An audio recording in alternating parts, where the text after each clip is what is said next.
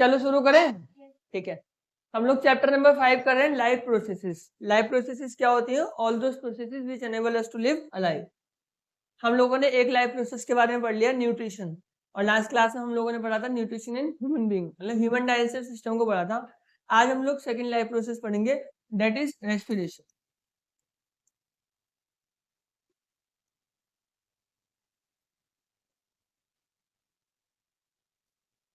देखो रेस्पिरेशन क्या होती है? The process of breaking down of glucose to release energy.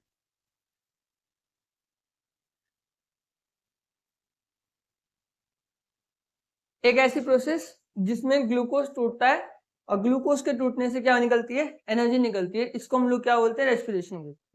Respiration is the process in which glucose is broken down to release energy. अब जो glucose का breakdown है वो दो तरीके से हो सकता है।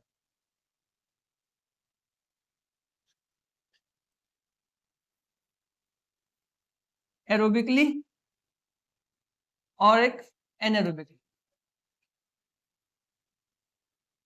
ठीक है, मतलब रेस्पिरेशन दो टाइप की होती है, एरोबिक रेस्पिरेशन और एनारोबिक रेस्पिरेशन। दिख नहीं रहा आपको? बेटा आप सीट चेंज कर लो। रेस्पिरेशन दो टाइप की होती है, एरोबिक रेस्पिरेशन और anaerobic respiration. Aerobic respiration is done in the presence of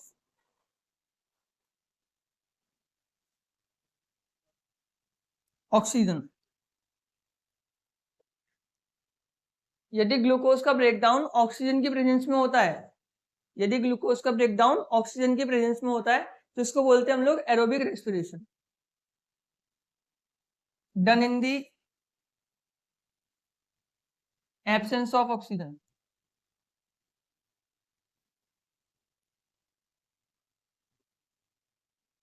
oxygen की एब्सेंस में होता है तो उसको क्या बोलते हैं हम लोग? Anaerobic respiration. देखो जहां पे भी एन आएगा, एन का मतलब होता है विदाउट, है ना, और एरोबिक में इसका मतलब क्या होता है? एयर होता है। एरोब का मतलब क्या होता है? एयर। तो without air, in the absence of air, in the absence of air, in the absence of oxygen अगर ग्लूकोज का ब्रेकडाउन होता है तो इसको एनारोबिक रेस्पिरेशन बोलते हैं। और इन द प्रेजेंस ऑफ ऑक्सीजन अगर ग्लूकोज का ब्रेकडाउन होता है तो इसको बोलते हैं हम लोग एरोबिक रेस्पिरेशन। देखो जो एरोबिक रेस्पिरेशन होता है इसके एंड प्रोडक्ट होते हैं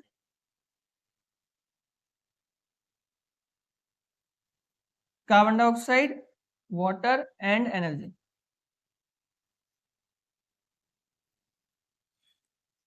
एरोबिक रेस्पिरेशन के एंड प्रोडक्ट क्या होते हैं? Carbon dioxide, water and energy. Anaerobic respiration के जो एंड प्रोडक्ट होते हैं वो होता है एल्कोहल और एनर्जी। एनारोबिक रेस्पिरेशन के में क्या होता है? एल्कोहल की फॉर्मेशन होती है। और एरोबिक रेस्पिरेशन में more energy is release.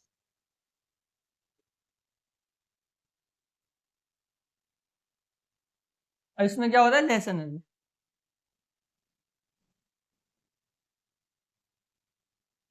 Release लिख सकते हो या फिर प्रोड्यूस भी लिख सकते हो। रेस्पिरेशन क्या होता है? एक ऐसी प्रोसेस होती है जिसमें ग्लूकोज का ब्रेकडाउन होता है। क्या करने के लिए? एनर्जी को प्रोड्यूस करने के लिए। अब ग्लूकोज का ब्रेकडाउन दो तरीके से हो सकता है, एरोबिकली हो सकता है और एनारोबिकली हो सकता है।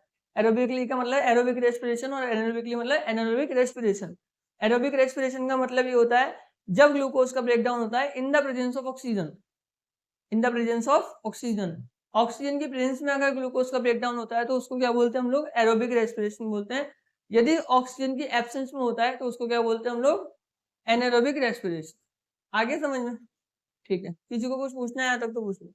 जो एरोबिक रेस्पिरेशन होता है उसका and product carbon dioxide, water और एनर्जी होता है ना, और इसमें more amount of energy release होती है। और जो एनारोबिक रेस्पिरेशन होता है उसका जो एंड प्रोडक्ट होता है वो एल्कोहल होता है और लेस एनर्जी इसमें रिलीज होती है। देखो जो ग्लूकोज होता है, ठीक है, ग्लूकोज में पायरूवेट में कन्वर्ट होता है। ग्लूकोज साइटोप्लाज्म में क्या इसमें कन्वर्ट होता है, पायरुवेट में कन्वर्ट होता है। जो ग्लूकोज होता है वो 6 कार्बन का कंपाउंड होता है और पायरुवेट जो होता है वो 3 कार्बन का कंपाउंड होता है। ग्लूकोज 6 कार्बन का कंपाउंड होता है, पायरुवेट कितने का होता है, 3 कार्बन का कंपाउंड होता है। ठीक है, मतलब एक ग्लूकोज ब्रेक डाउन होगा, 2 पायरुवेट बनेंगे। अब यहाँ से 3 कंडीशंस होती हैं,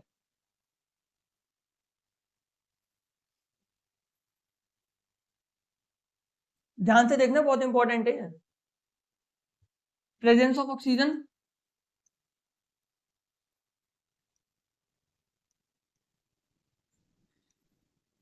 ये होगा mitochondria.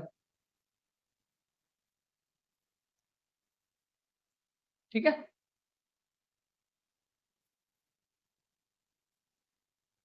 Absence of oxygen, yeast के अंदर देखने को मिलेगा, यीस्ट। ठीक है, और लैक ऑफ ऑक्सीजन, ये मसल्स में। ठीक है जी, पहले ग्लूकोज साइटोप्लाज्म में 3 पायरुवेट में डिवाइड हो जाएगा, मतलब एक ग्लूकोज 2 पायरुवेट में टूटेगा। अब यहाँ से 3 कंडीशंस आएंगी, प्रेजेंस ऑफ ऑक्सीजन माइटोकॉन्ड्रिया में, एब्सेंस ऑफ ऑक्सीजन यीस्ट के अंदर में, ठीक है, और लैक ऑफ ऑक्सीजन मसल्स में देखने को मिला। ये तीनों कंडीशन अलग अलग जगह पे देखने को मिलते हैं। यीस्ट के अंदर एनारोबिक रेस्पिरेशन होती है, यीस्ट के अंदर कौन सी रेस्पिरेशन होती है, एनारोबिक, तो इसका मतलब एब्सेंस ऑफ ऑक्सीजन हो गया। ठीक है, और मसल्स में जब हम लोग हैवी एक्सरसाइज कर लेते हैं, जब हम लोग हैवी एक्सरसाइज करते हैं या बहुत दिनों के बाद कोई एक्सरसाइज करते हैं, तो क्या होता है, मसल्स में पेन होने लगता है आप। ठीक है, ऐसा कंडीशन में ऐसे इसलिए होता है क्योंकि जब हमारी बॉडी नॉर्मल है तो नॉर्मल रेट ऑफ ब्रीदिंग होती है।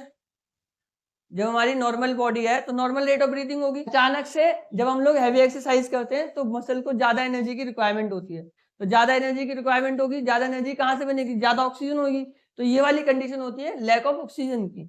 जब हम लोग बहुत दिनों के बाद एक्सरसाइज करते हैं तो हमारी ब्रीदिंग रेट नॉर्मल होती है, लेकिन हमारी मसल्स को ज्यादा एनर्जी की रिक्वायरमेंट होती है।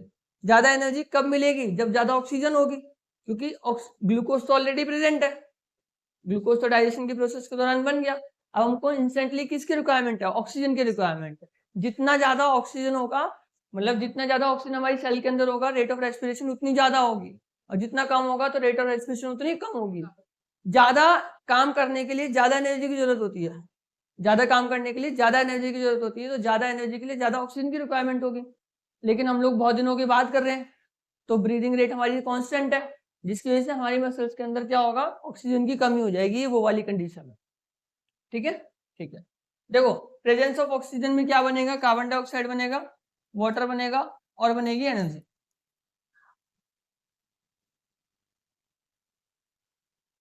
लैक ऑफ ऑक्सीजन में, एब्सेंस ऑफ ऑक्सीजन में अल्कोहल बनेगा और बनेगी एनर्जी।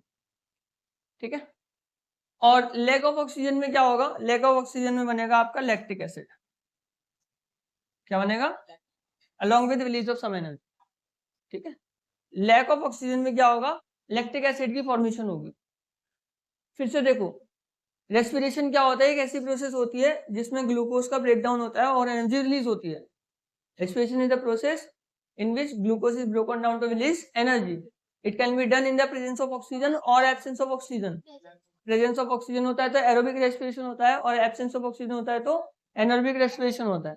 ठीक है, कभी कभी ऐसा होता है कि हमारी बॉडी के अंदर ऑक्सीजन की कमी होती है, तो लैक ऑफ ऑक्सीजन वाली कंडीशन भी आती है, मसल्स में देखने को मिलता है। तो जब प्रेजेंस ऑफ ऑक्सीजन में रेस्पिरेशन होता है तो कार्बन डाइऑक्साइड, वाटर और एनर्जी रिलीज होती है। जब एब्सेंस ऑफ ऑक्सीजन में होता है तो अल्कोहल और एनर्जी बनती है, और जब लैक ऑफ ऑक्सीजन में होता है तो इसमें लैक्टिक एसिड की फॉर्मेशन होती है। ठीक है, ठीक है, देखो when we do heavy exercise,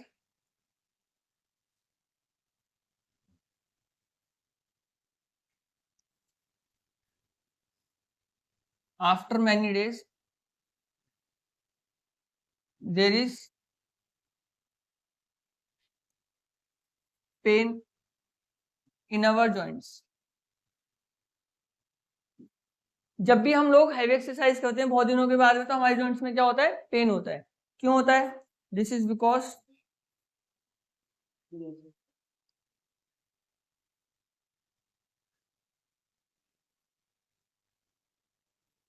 during this condition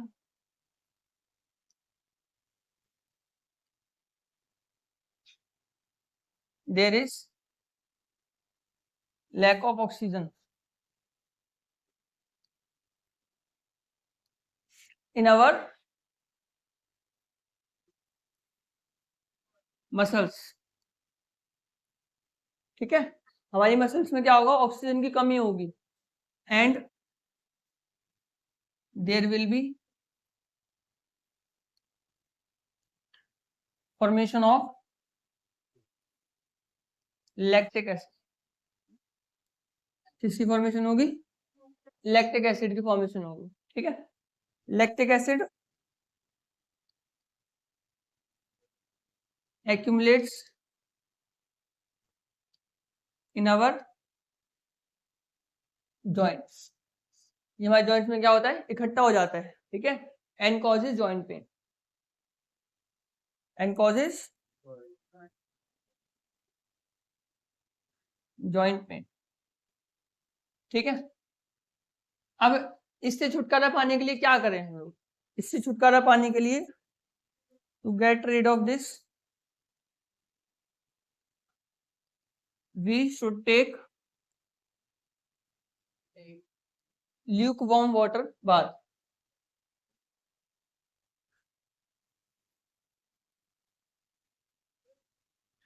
lukewarm water bath का मतलब पता है, हैं? हल्के गुनगुने पानी से नहा लेना।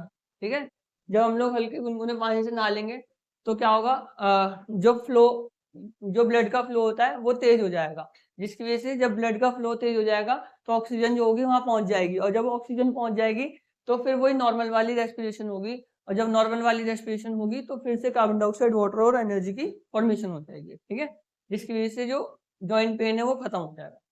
आया समझ में? देखो, जब हम लोग बहुत दिनों के बाद हैवी एक्सरसाइज करते हैं तो हमारी रेट ऑफ ब्रीदिंग जो है वो सेम है। रेट ऑफ ब्रीदिंग क्या है, सेम। ब्रीदिंग का मतलब पता है ना क्या होता है, ब्रीदिंग का मतलब होता है सांस लेना और सांस छोड़ना। जब हम लोग सांस लेते हैं तो ऑक्सीजन रिच एयर को अपनी बॉडी के अंदर लेके जाते हैं, अभी समझेंगे जब हम लोग रेस्पिरेशन इन ह्यूमंस पढ़ेंगे। ठीक है, तो जब हम लोग सांस लेते हैं तो ऑक्सीजन रिच एयर को बॉडी के अंदर लेके जाते हैं, और जब सांस छोड़ते हैं तो कार्बन डाइऑक्साइड रिच एयर को बॉडी से बाहर रिलीज आउट करते हैं। तो ऐसा इसलिए करते हैं ताकि वो जो ऑक्सीजन है, ठीक है, हमारी सेल्स तक पहुंचे और ग्लूकोज के साथ कंबाइन करके एनर्जी रिलीज करे, कार्बन डाइऑक्साइड और वाटर की फॉर्मेशन के साथ। मतलब कार्बन डाइऑक्साइड भी बनता है, वाटर बनता है इस प्रोसेस के दौरान में। तो जब हम लोग नॉर्मल कंडीशन में, जैसे अभी नॉर्मल है, कोई ज्यादा हैवी काम नहीं कर रहे, तो हमारी ब्रीदिंग रेट नॉर्मल है। लेकिन जब हम लोग ज्यादा हैवी काम करते हैं तो हमारी सांस देखो ना चलने लगती है, दिल बहुत तेज धड़कने लगता है। ऐसा इसलिए क्योंकि हमारी मसल्स को, हमारी सेल्स को ज्यादा ऑक्सीजन की रिक्वायरमेंट है, क्योंकि रेट ऑफ रेस्पिरेशन ज्यादा तेज करना है। और उस कंडीशन में जब नॉर्मल ब्रीदिंग रेट है, ऑक्सीजन की ज्यादा रिक्वायरमेंट हो, तो लैक ऑफ ऑक्सीजन वाली कंडीशन आ गई। और जब लैक ऑफ ऑक्सीजन वाली कंडीशन आती है तो उस टाइम पे लैक्टिक एसिड की फॉर्मेशन होती है, जो कि हमारे जॉइंट्स में जाके एक्यूमुलेट हो जाता है और जॉइंट पेन कॉज करता है। तो इससे छुटकारा पाने के लिए हम लोगों को क्या करना पड़ता है, ल्यूकवार्म वाटर से नहा लेना चाहिए। आ गया समझ में सबको? किसी को कुछ पूछना है तो पूछ लो। क्या ये पूरा? हाँ कोई बात नहीं, बता रहे। देखो क्या होता है, जब भी हम लोग हैवी ड्यूटी करते हैं या फिर बहुत दिनों के बाद हैवी एक्सरसाइज करते हैं, जैसे मान ले तू अब जिम जाएगा पहली बार, अगर जिम जाएगा कल, ठीक है, तो तू मजे मजे में कर तो लेगा, लेकिन तेरी दिन भर हालत खराब होगी, मतलब बहुत बुरी हालत हो जाएगी तेरी, शाम तक तेरे हाथ भी नहीं हिलेंगे, इतना पेन होगा तेरे जॉइंट्स में। ऐसा इसलिए होगा कि जब तू बहुत दिनों के बाद या पहली बार जिम जाएगा तो तेरे को आदत नहीं होगी इतनी तेज ब्रीदिंग, मतलब अपनी ब्रीदिंग रेट तेज ज्यादा नहीं होगी, नॉर्मल ब्रीदिंग रेट होगी। और जब एक्सरसाइज करेगा, जोश जोश में हैवी एक्सरसाइज कर लेगा, तो तेरी मसल्स को ज्यादा ऑक्सीजन की रिक्वायरमेंट होगी, क्योंकि उस टाइम पे तो ज्यादा एनर्जी लगेगी, वजन ज्यादा उठाएगा तो ज्यादा एनर्जी लगेगी, लेकिन ऑक्सीजन की कमी हो गई। जब भी ऑक्सीजन की कमी होती है तो लैक्टिक एसिड की फॉर्मेशन होती है, और वो जो लैक्टिक एसिड होता है वो जॉइंट्स में जाके इकट्ठा हो जाता है, एक्यूमुलेट हो जाता है, और फिर जिसकी वजह से हमें क्या होता है, जॉइंट पेन होता है। और जॉइंट पेन से बचने के लिए, मतलब उससे छुटकारा पाने के लिए आप लोगों को क्या करना पड़ता है, ल्यूकवार्म वाटर से नहा लेना चाहिए, हल्के गुनगुने पानी से नहा लेना चाहिए। ठीक है, समझ गए? किसी को कुछ पूछना है तो पूछ लो। यस अंशु, किसी को भी पूछना है? ठीक है, चलो देखो, देखना आप ध्यान से। Next, energy produced during the process of respiration. Energy produced during the process of respiration is stored in mitochondria in the form of ATP. मतलब जो भी एनर्जी रेस्पिरेशन की प्रोसेस के दौरान बनी है वो सारी की सारी तो यूज होती नहीं है। ठीक है, जितनी भी एनर्जी रेस्पिरेशन की प्रोसेस के दौरान बनी है वो सारी की सारी यूज नहीं होती। जैसे मान लो कि हमने एक दिन में जितने भी कमाया वो सारे खर्च कर देते हैं एक दिन में, नहीं करते ना, उसको स्टोर करके रखते हैं, या तो अपने घर की तिजोरी में या बैंक में डाल देते हैं, ऐसे तो करते हैं। तो ऐसे यहाँ पर भी होता है, जो भी एनर्जी बनी है during the process of respiration that is stored in mitochondria. Mitochondria के अंदर क्या हो जाती है, वो स्टोर हो जाती है इन the form of ATP. ATP की फॉर्म में स्टोर हो जाती है। एटीपी क्या होता है, एडिनोसिन ट्राइफॉस्फेट। ये जो एटीपी होता है is also called energy currency of the cell. Energy currency of cell, मतलब सेल की जो एनर्जी करेंसी होती है वो क्या होती है, एटीपी होती है। जिसे हम लोगों को चीज खाने के लिए मम्मी से पैसे लेने पड़ते हैं ना, ऐसे किसी भी काम को करने के लिए एनर्जी की जरूरत होती है, और एनर्जी कहाँ से मिलेगी, एटीपी से मिलेगी। ठीक है, तो किसी भी सेल को चीज खानी हो या कोई काम करना हो तो उसके लिए पैसे कहाँ से मिलेंगे, उसे एटीपी से मिलेंगे। और एटीपी कौन है, मतलब एटीपी कहाँ है, माइटोकॉन्ड्रिया में। ठीक है, that's why mitochondria is called the power house of the cell. और माइटोकॉन्ड्रिया को power house of the cell कहा जाता है। One of the most favourite question of class 9th। ठीक है, 9th क्लास का सबसे फेवरेट क्वेश्चन है, why mitochondria is called power house of the cell, because it stores energy in the form of ATP. ये energy को ATP की form में क्या कर रखता है, स्टोर कर। And ATP is energy currency of the cell. तो सेल को जब भी एनर्जी की रिक्वायरमेंट होगी तो वो कहां से लेगा, एटीपी से लेगा। क्या होता है, एडिनोसिन ट्राइफॉस्फेट होता है। ठीक है, ट्राइफॉस्फेट का मतलब 3 फॉस्फेट होते हैं। जब भी एनर्जी की रिक्वायरमेंट होगी तो एटीपी बन जाएगा एडीपी। क्या बन जाएगा, एडीपी, और एक फॉस्फेट आयन रिलीज होगा। क्या होगा, एक फॉस्फेट आयन रिलीज होगा along with release of energy. ठीक है, सुनो ध्यान से, जब भी एनर्जी की रिक्वायरमेंट होगी तो एटीपी टूटेगा। एटीपी टूटेगा, बनाएगा क्या, ADP plus phosphate ion along with release of energy. Along with release of energy, आया समझ में? जब भी एनर्जी की रिक्वायरमेंट होगी तो एटीपी का ब्रेक डाउन होगा। एडिनोसिन ट्राइफॉस्फेट, ट्राइफॉस्फेट का मतलब होता है 3 फॉस्फेट आयन है इसके पास। ठीक है, तो डाइफॉस्फेट वो एक फॉस्फेट आयन होगा। ठीक है, समझ गए, नहीं समझ में आया? और जब भी एनर्जी बनती है तो एडीपी और फॉस्फेट आयन को ज्वाइन करने में एनर्जी लगती है और वो बना देते हैं आपका एटीपी। ठीक है, तो एटीपी बनता है तो एनर्जी स्टोर होती है, और एडीपी बनता है मतलब एटीपी टूटता है तो एनर्जी रिलीज होती है। आया, एटीपी बनता है तो एनर्जी स्टोर होती है। ठीक है, क्योंकि जब एडीपी को फॉस्फेट आयन से जोड़ा जाएगा तो एटीपी बनेगा और इसमें एनर्जी की रिक्वायरमेंट होती है। जब भी एडीपी को फॉस्फेट आयन के साथ जोड़ा जाएगा तो एटीपी बनेगा और इसमें किसकी रिक्वायरमेंट होती है, एनर्जी की रिक्वायरमेंट होती है, तो फिर बनता है एटीपी। तो एटीपी बनाने के लिए एनर्जी की रिक्वायरमेंट होती है, जो बनती है एनर्जी कब, during the process of respiration. Respiration की प्रोसेस के दौरान ये एटीपी बनती है। ठीक है, एनर्जी बनती है। और जब भी मैं एटीपी को तोड़ूंगा तो मुझे मिलेगा एडीपी प्लस फॉस्फेट आयन, और इस प्रक्रिया के दौरान एनर्जी रिलीज आउट होती है। तो जब भी सेल को एनर्जी की रिक्वायरमेंट होगी, they will be break down of ATP into ADP and a phosphate ion. ठीक है, समझ गए? पूरा रेस्पिरेशन का बेसिक कॉन्सेप्ट समझ गए? तो फिर हम लोग ह्यूमन में रेस्पिरेशन स्टार्ट कर दें? बताओ, कर दें? ठीक है, कुछ पूछना है यहाँ तक तो पूछ लो। चलो पहले नोट कर लो।